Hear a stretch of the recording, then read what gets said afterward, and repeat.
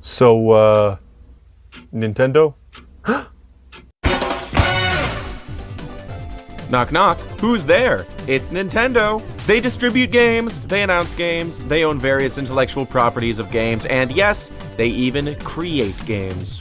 Absolutely none of what I've just said is stuff you don't already know. You probably also know that Nintendo is often characterized as wacky, weird, dare I even say, puerile. For the better part of almost 20 years, Nintendo has been shifting its game development weight between nostalgia-driven iterations of a small handful of their pre-existing IP and completely new concepts that strive for innovation and to strike lucky with a blue ocean market. During this time, they've had some ups, they've had some downs. The highs were high, and the lows were chibi robo-ziplash. Now, Nintendo is a big company. Even when they stumble or fall, they have a wealth of, well, wealth to fall back on. All they need to do, or ever will need to do, is re-examine and possibly restructure to regain their composure. In 2015, around the same time the Wii U was faltering harder than it ever had before, and presumably when the Nintendo Switch had made strong headway in its R&D phase, Nintendo restructured their largest contributing internal teams into one unified 11-team entity currently known as Nintendo Entertainment Planning and Development, or Nintendo EPD for short. As a fan who is highly invested in many of Nintendo's intellectual properties, primarily the ones that don't often get new releases, I find myself fascinated with keeping up to date with who's doing what internally at Nintendo. Sure, it's one thing to be like, it's been a while since we've had a new 2D Metroid, and Nintendo's probably working on one of those right now, right? But it's another entirely to ask, who'd be developing a new 2D Metroid? What's the series' primary producer Yoshio Sakamoto been working on lately? He's been involved with these Famicom Detective Club remakes, you say? First off, awesome.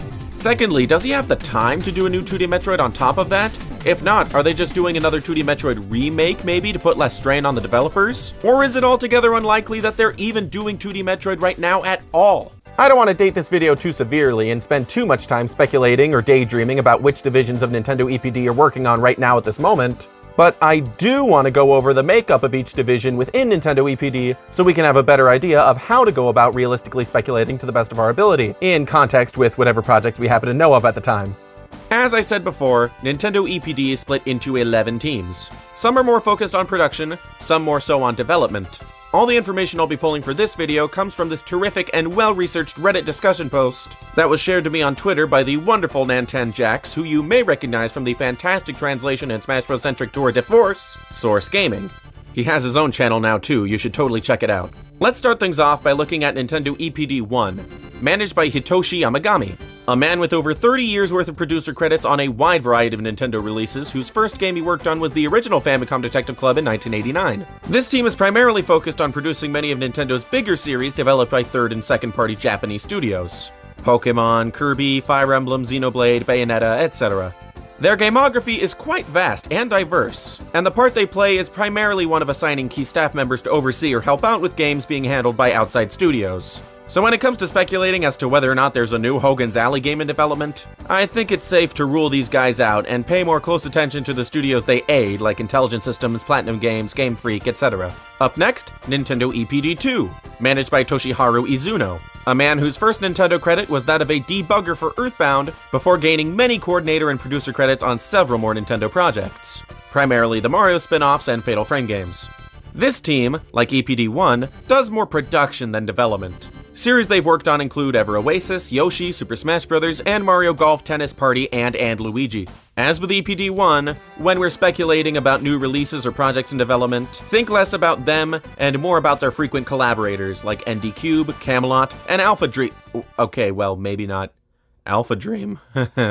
Too soon? Nintendo EPD 3 do their fair share of aiding other dev teams, sometimes, but no matter who they may be working with, if anyone, you can be sure that it'll be Legend of Zelda related. That's right, EPD 3, previously managed by Eiji Aonuma, who recently rose up to the ranks to Deputy General Manager, but who is still the series' producer on the whole, are the developers and keepers of the flame for the Legend of Zelda IP. As sure as day turns to night, you can bet your sweet Betty britches Nintendo will have a Zelda stewing in the production pot. And when they do, it's these guys who are responsible.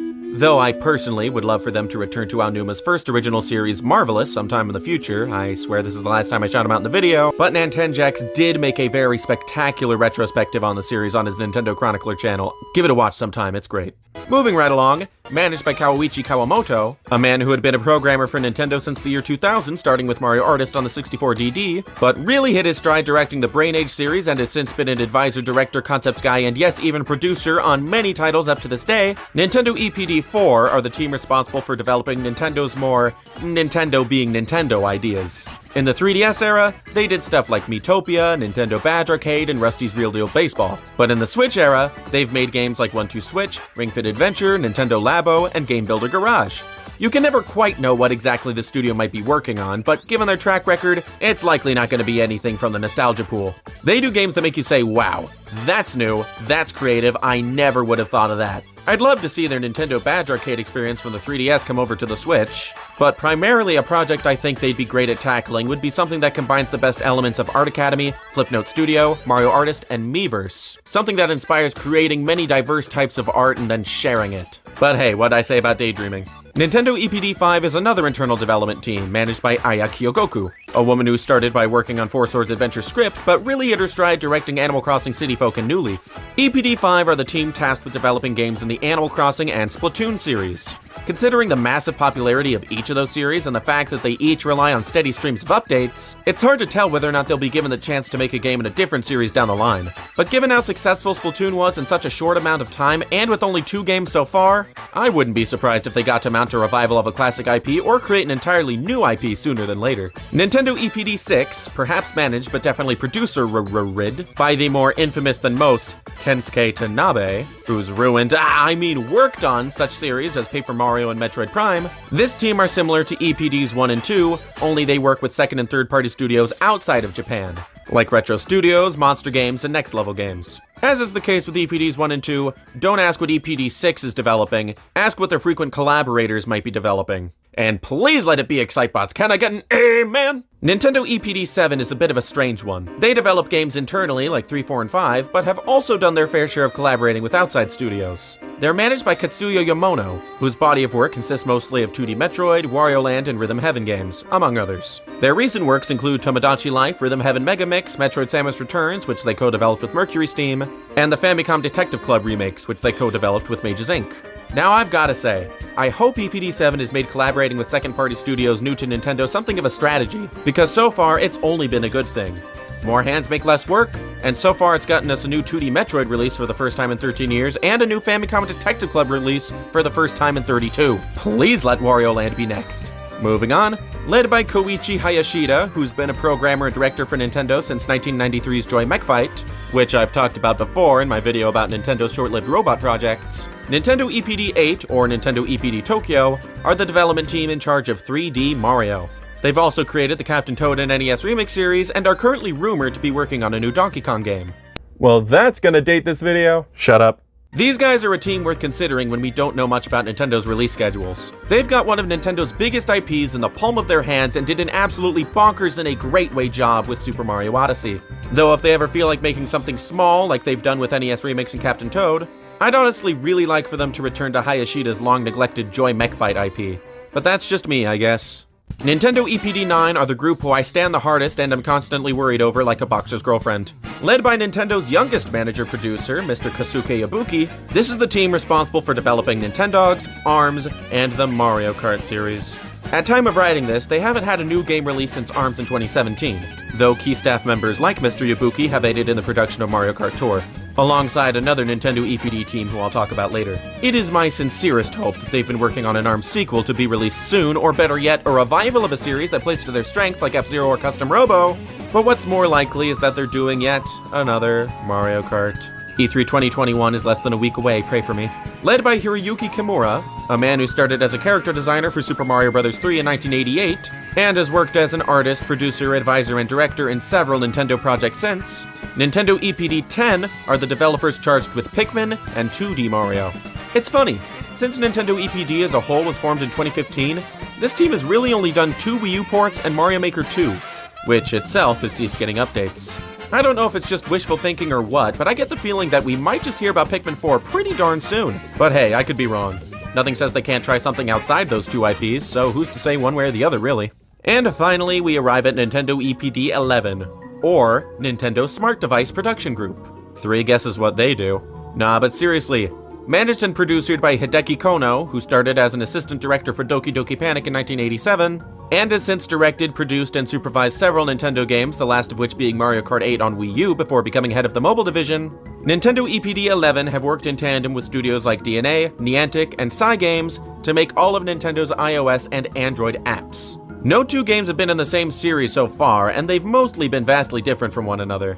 I don't suppose many people care on the whole what Nintendo puts out on Google Play and the App Store, but they can at least rest easy knowing that they have a dedicated sect for that and nobody needs to be taken off of Metroid Prime 4 to work on Fire Emblem Boobs.png collector. And that just about breaks down the teams over at Nintendo EPD. The studio is 800 plus employees strong, and there are several more key figures working within it who are definitely worth researching if you're interested. Bear in mind, too, that despite having 11 neat little divisions, they're still one entity at the end of the day, and freely share staff members and assets among them. And did you also happen to notice that not one of those producers or managers went by the name Shigeru Miyamoto, and almost all of them got their start after Nintendo was an established video game company? Yep, Nintendo's a 190-year-old company. They've been doing video games for a mere 40-some-odd of those years. Up until the end of the GameCube era, Nintendo as a company was led by a man who had never even played a video game before, on a matter of principle. Things change. Time marches forward. Boys become men, girls become women, and the lowest level employees become managers charged with some of the biggest gaming franchises in history.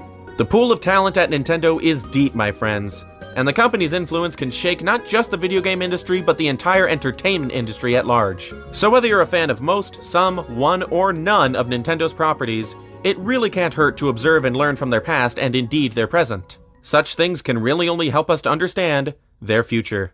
Thank you for watching, folks, and please consider leaving a like on this video if you've enjoyed it, and heading down to the comments section where I will happily read whatever you have to say and probably respond if we're sharing ideas and or opinions on this topic.